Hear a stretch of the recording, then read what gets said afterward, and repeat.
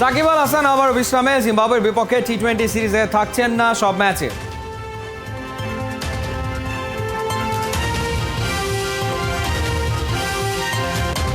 সাকিব আর মুস্তাফিজকে ছাড়াই জিম্বাবুয়ে সিরিজের প্রাথমিক দল ঘোষণা। বিশ্বকাপের জন্য মিরাজকে নিয়ে ভাবছেন না নির্বাচকরা।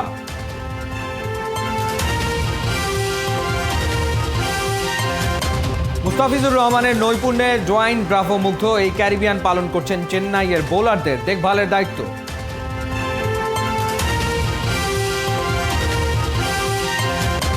দেশের নারী বক্সিংয়ের ইতিহাসে বড় অর্জন, ম্যান্ডেলা আফ্রিকান বক্সিং কাপে স্বর্ণপদক জিতে জিন্নাত ফেরদৌসের গর্জন।